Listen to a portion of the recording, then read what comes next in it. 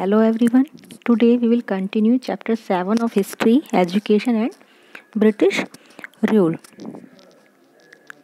We have already discussed about the Wood Dispatch, vernacular education, Anglicist and Orientalists, Charter Act 1813, Macaulay's Minutes. Okay, and today we will discuss about the new initiatives in the Indian educational system.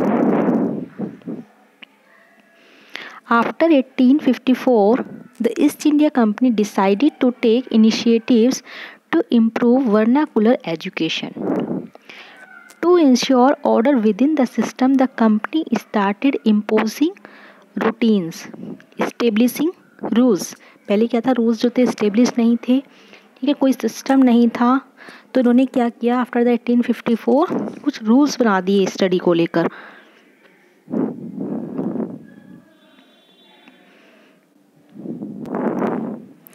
A number of government pandits were appointed and given charge of 4 to 5 school. कुछ पंडित government की तरफ से कुछ pandits जो थे वो appoint कर दिए गए और उनको चार्ज दे दिया गया कि 5 और 4 स्कूल्स का. They were asked to visit schools and improve the standard of teaching. The gurus were asked to submit periodic reports. उनसे कहा गया कि वही उनकी स्कूल्स की रिपोर्ट्स देंगे कि वो किस तरह की प्रोग्रेस कर रहे हैं. Text book were introduced to expedite teaching.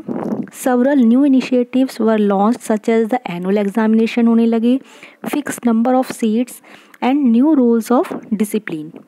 Students were asked to attend schools regularly. The inability to attend school was seen as indiscipline. Schools which accepted the government's condition were provided with grants. जो भी school जो थे विच accepted the governments condition को accept कर रहे थे उनको क्या प्रोवाइड होने लगी, ग्रांट्स. गवर्नमेंट की तरफ से उन्हें ग्रांट दी जाती थी. It became increasingly difficult for the independent institution to compete with the school running on the government aid. अब उन स्कूलों का चलना बहुत मुश्किल हो गया था जो गवर्नमेंट के ग्रांट के बिना चल रहे थे, उनके रूल्स को नहीं मान रहे थे और बिना ग्रांट के चल रहे थे. उनका कंपटीशन अब बहुत बढ़ गया था, उनके लिए कंपटीशन बढ़ गया था. ठीक है. Did you know Scottish missionary William Adam was appointed by the East India Company to report on the progress of education in vernacular school. Vernacular school में प्रोग्रेस को चेक करने के लिए विलियम एडम को ईस्ट इंडिया कंपनी की तरफ से appoint किया गया. He toured the district of Bengal and Bihar and found that indigenous institution were very flexible in terms of seating arrangements. उन्होंने क्या किया, बंगाल और बिहार का दौरा किया, मतलब वहाँ पर वो गए और उन्होंने चेक किया, उन्होंने देखा कि वहाँ पर जो इंस्टीट्यूशंस हैं वो बहुत ही फ्लेक्सिबल हैं. ओके, वो बहुत ही फ्लेक्सिबल हैं, कोई सीटिंग अरेंजमेंट नहीं है, कोई फिक्स सिलेबस नहीं है, कोई फिक्स फीस नहीं है उनकी. There was no fix syllabus. Classes were not held during the harvest season. जब खेतों में कटाई का काम होता है उस टाइम पे बच्चे जो हैं स्कूल नहीं जाते हैं, क्लासेस बंद कर दी जाती हैं. तो fees were paid to the gurus as per the capacity of the parents. तो फीस दी जाती है वो पेरेंट्स की कैपेसिटी को देख कर दी जाती है, कोई फिक्स फीस नहीं है. अब आती है आपकी education after 1858.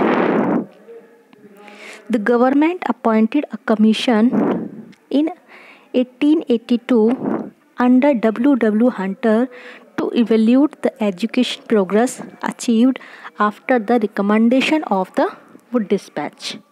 The Hunter Commission was appointed by Lord Ripon. The Commission's views were restricted to primary and secondary education. It acknowledged that female education had largely been ignored.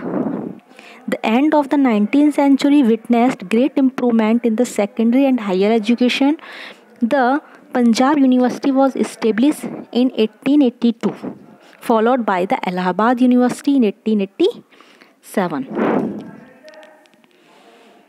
Now we will discuss about the reforms and education. reforms and education.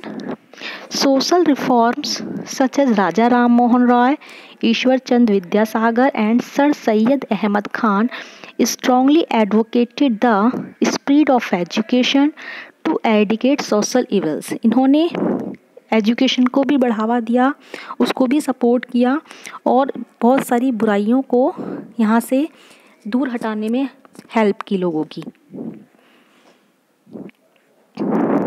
Raja Ram Mohan Rai supported Western education and founded the Hindu College in Calcutta in 1870.